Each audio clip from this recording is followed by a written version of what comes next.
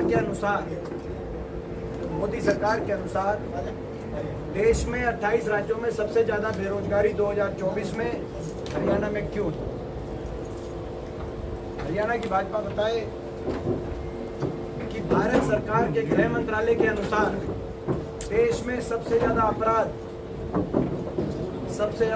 दर हरियाणा में क्यों है? देश में सबसे ज़्यादा फिरौती, देश में सबसे ज़्यादा अपहरण, देश में सबसे ज़्यादा डकैती, देश में दूसरे नंबर पे हत्या दर के रूप में एनसीआरबी की मार्च की 2024 की रिपोर्ट क्यों बता रही है कि देश में सबसे ज़्यादा अपराध दर हरियाणा में है? भाजपा की सरकार बताए कि ये जन विरोधी पोर्टल और आईडीओ के माध्यम से गरीब आदमी को कागजों में क्यों उलझाया गया, क्यों लाइनों में खड़ा कर दिया गया, जबकि ऐसे पोर्टल आईडी ना गुजरात में है ना दूसरे भाजपा शासित प्रदेशों में।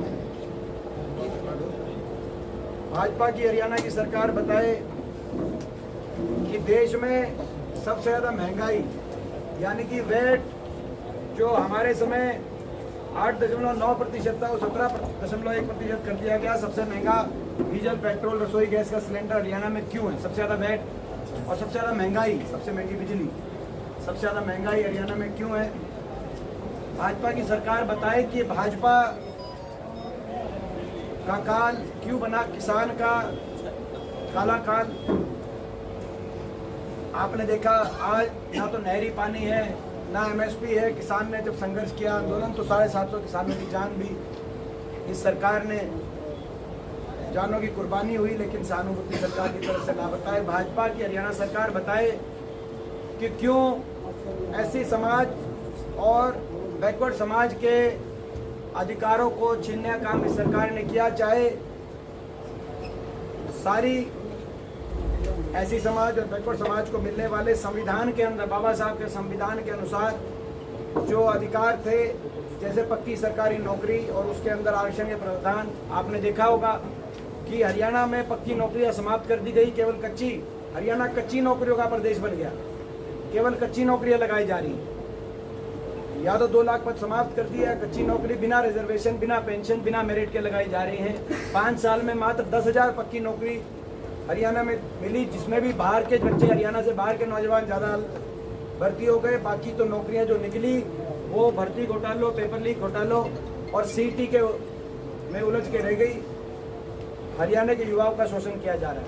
और आपने ये भी देखा होगा, गरीब की सारी योजनाओं को बंद करने का काम इस सरकार में हुआ। चाहे 100 गज के प्लॉट की योजना थी, जिसमें एससी और बीसीए समाज और बीपीएल के छत्तीस बिरादरी के पात्र परिवारों को लाभ कांग्रेस ने देने का काम किया था। ऐसी सारी योजनाओं को बंद करके ऐसी और बैकवर्ड क्लास और गरीब आदमी के अधिकारों को वंचित करने का काम सरकार ने क्यों किया? भाजपा सरकार ये बताए।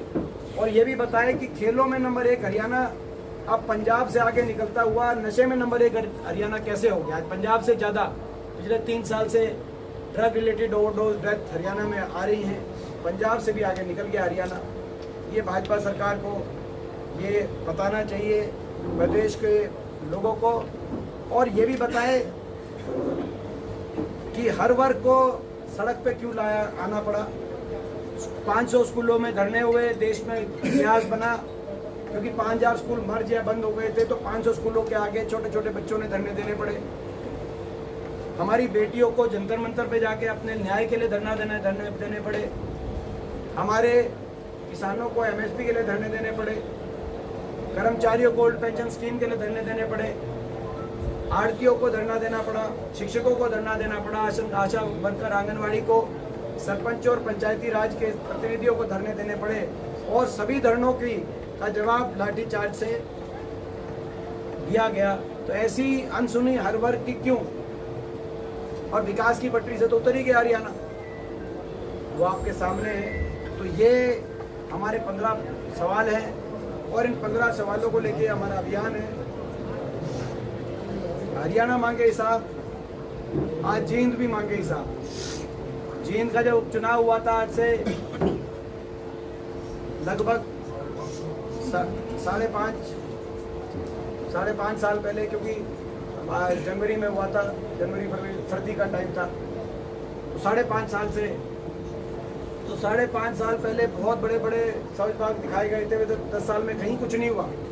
लेकिन जींद में बहुत बड़े सब दिखाए गए थे सरकार द्वारा। आज क्या हुआ जींद में वो आपके सामने है। हर तरीके से दुर्दशा आप देख सकते हैं।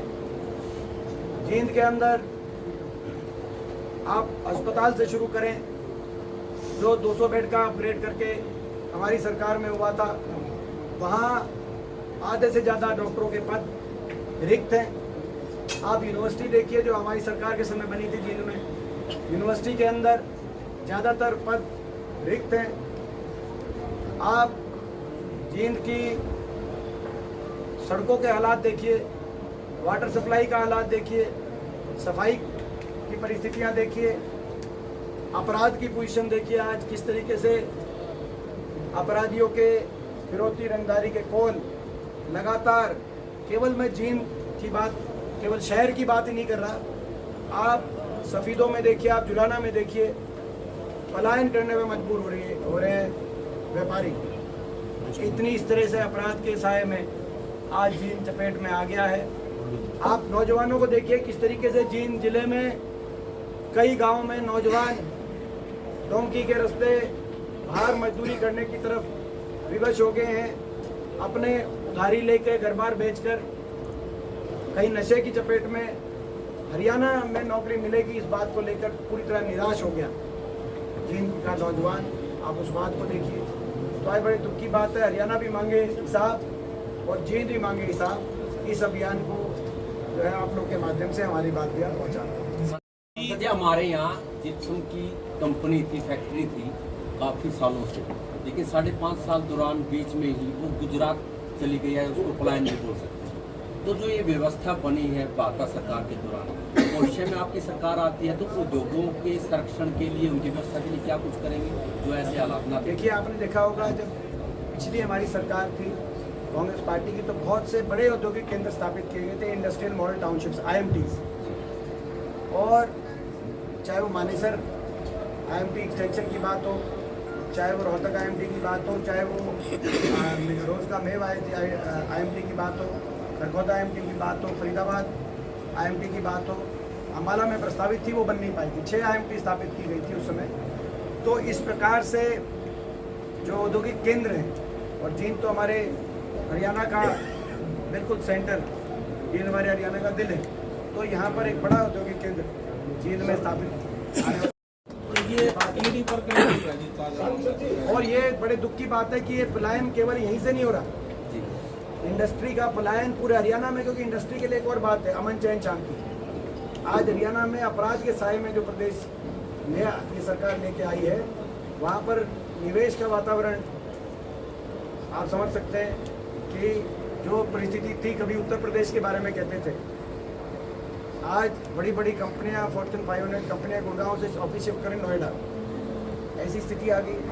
MP साहब, मनोहर लाल सरकार के कई फैसले, MP साहब पहले विधायक थे अपने महेंद्रगढ़ से, अब अपना सोनीपत में आ गए, तो इसका देखिए पिछले 5-4 दिन में जिस तरीके से केंद्रीय जांच एजेंसियों द्वारा कार्रवाई की जा रही है हरियाणा के कांग्रेस के अलग अलग नेताओं पर, विधायकों पर,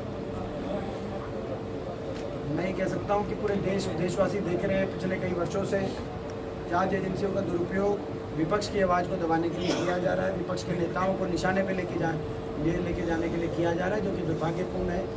MP साहब, अभी मनोहर लाल सरकार के कई फैसले नायब सरकार ने पटे, जैसे सरपंचों की वित्तीय पावर बढ़ाने के मामले हों या क्रीमी लेयर की जो लिमिट बढ़ाने के, तो ये आपका दबाव है या उस सरकार के गलत फैसलों को ठीक मुख्यमंत्री को? ये इसमें मैं जवाब देता हूँ आपको, इसमें सही क्वेश्चन है, इसका जवाब देखिए। इसके दो पहलू हैं। पहला तो अभी जो ये फैसले सरकार कर रही है, ये फैसले लागू अगली सरकार ही करेगी, तो ये केवल घोषणा पत्र है इनका। लोगों को इनकी घोषणाओं पे विश्वास नहीं है, क्योंकि पिछली कोई घोषणा पूरी नहीं हुई। ना 9,000 बेरोजगारी भत्ता आया, ना 5100 बुढ़ापा पेंशन आई, ना हर जिले में मेडिकल कॉलेज शुरू हुआ, ना पंजाब स्केल मिला। तो इनकी पहली की घोषणा पूरी नहीं हुई, अभी ये घोषणा ही मानना, क्योंकि पूरा तो अगली सरकार को करना है। मगर इन घोषणाओं में ये सरकार पूर्णतः अपनी विफलता स्वीकार कर रही है। सरकार को माफ़ी मांगनी चाहिए हर घोषणा के साथ। मैं बताता हूँ कैसे। नायब सिंह जी ने कहा कि अब हम मुख्यमंत्री निवास के दरवाजे खोलेंगे, यानी कि 10 साल तक बंद थे, अब 1 महीने के लिए क्या खोलोगे? और ये अब क्या खोलोगे? अब तो लोग ही खोलेंगे, लोग खोल के अंदर बढ़ेंगे। 10 साल तक बंद थे, ये मानना। ऐसे ही लोकसभा की हार के बाद इन्होंने सोनीपत में जाके कहा कि हम 1000 परिवारों को 100 गज के प्लॉट की पे कब्जे दिलाएंगे। माफ़ी मांगनी चाहिए ऐसी समाज से BCS लेते, तो यानी कि उसको भी हमारी स्कीम को ठीक माना। और ये अपना खुद स्वीकार किया कि 10 साल तक एक भी परिवार को प्लॉट नहीं दिलवाया। उसके बाद आपने देखा होगा बैकवर्ड क्लास के लिए कहा कि अब क्रीमी लेयर हम 6 लाख से बढ़ाकर 8 लाख करेंगे। माफ़ी मांगनी चाहिए कि पिछले 10 साल में आपने कितने बैकवर्ड समाज के नौजवानों के हकों से उनको वंचित रखा। अगर 8 लाख अब ठीक है, अब तो 8 लाख में नई भर्ती तो होगी नहीं, भर्ती तो होनी सारी जो इनकी सरकार में होनी थी। उन भर्तियों में 6 लाख रखा क्रीमी लेयर, अब 8 लाख आपने रखने का काम किया। तो कितने बैकवर्ड समाज, यानी कि कांग्रेस जो कह रही है 10 लाख करेंगे वो ठीक है, बीजेपी ने 10 साल तक अन्याय किया ओबीसी समाज के लिए, ये भी मान ली। फिर इन्होंने कहा कि अग्निवीर, कि भाई अग्निवीर नौजवानों के भविष्य की असुरक्षा को देखते हुए उनको 2026 से सरकार में हम वो देंगे। यानी कि खुद मान रहे हैं कि अग्निवीर योजना हरियाणा के नौजवान के लिए सही नहीं है, उनका भविष्य असुरक्षित है। इनके जितने भी अब ये कह रहे हैं, ये जो घोषणाएं कर रहे हैं उसमें इन खुद अपनी मान रहे हैं कि 10 साल तक हमने अन्याय किया। और ये जो घोषणाएं कर रहे हैं ये तो घोषणावीर है। इनकी घोषणा आपको पता है, पहले मेरे को बताने की जरूरत नहीं, प्रदेश की जनता जानती है। इनकी घोषणाएं होती हैं 54 की ना, इनकी घोषणाएं होती हैं 10 रुपए की और इनके काम होते हैं 54। MP साहब इनकी घोषणाएं होती हैं 10 रुपए की, ये प्रदेश की जनता समझते हैं जो मैं कह रहा हूँ। इनकी घोषणाएं होती हैं 10 रुपए की और इनका काम निकलता है 54। MP साहब आपके चुनाव को लेकर नवीन जैन लगातार समर्थन मांग रहे हैं, उधर से दुष्यंत चौटाला कह रहे हैं कि उसके पास कैंडिडेट अभी नोटिफिकेशन आ जाए।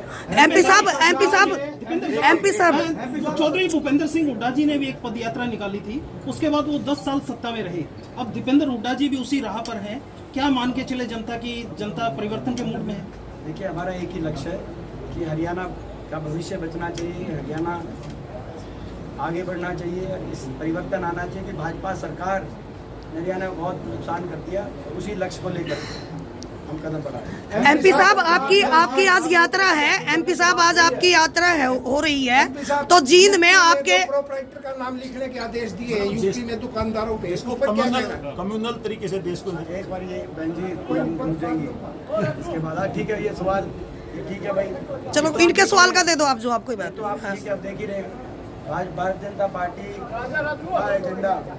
अब हमने हिसाब मांगा, उन्होंने कहा कि भाई कह तो दिया कि भाई एक पाई का हिसाब, मगर फिर दिया कुछ नहीं। और फिर वो ये कहा कि भाई हम हिसाब मांगेंगे, खुद ही मांगने लगे MP साहब। तो कहने का मतलब कोई एक काम बताने का नहीं है इनके पास। इनका एजेंडा वही है जो अभी कहा कि भाई इनका एजेंडा मुद्दों को भटकाना एजेंडा है। हम इन मुद्दों पे लाना चाहते हैं कि इन मुद्दों पे हरियाणा को विकास की पटरी से क्यों उतारा, क्यों इतनी हरियाणा में बदहाली हुई, इन मुद्दों पे आप जवाब दें। मगर उस तरह के मुद्दे लाकर इधर उधर ध्यान भटकाने की प्रयास करते हैं, पर हम ध्यान नहीं भटकने देंगे। MP साहब आपका जो प्रोग्राम आज चल रहा है, तो शहर में जो है ना जगह जगह आपके होर्डिंग लगे, आपके नेताओं ने होर्डिंग लगाए हैं। उस होर्डिंग में एक होर्डिंग लगा हुआ है कि ना भारी होगा ना व्यापारी होगा, सिर्फ होगा तो किसान होगा। मैं मानती हूँ कि किसान के बिना कोई भी सरकार ना बनती है ना गिरती है, लेकिन क्या इस तरह के संदेश से जींद में अभी आपका एक व्यापारी सम्मेलन हुआ बहुत बड़ा, और ये नहीं होर्डिंग लगे, आप देख लेना, तो उसके बारे में ये व्यापारी आपसे रूठे हुए नजर आ रहे हैं, सोशल मीडिया में वायरल है। अगर किसी ने कोई बात ऐसी तो हम संज्ञान में लेंगे। सरकार 2 महीने के अंदर 7,000 नई नौकरियां भर्ती करने का बात कर रही है, क्या संभव हो पाएगा? आपने कुछ देखा, वही मैंने कहा ना कि इनके घोषणाएं 10 रुपए की हैं और इनका काम 54 का पाता है। ये घोषणा भी अमित शाह जब हरियाणा में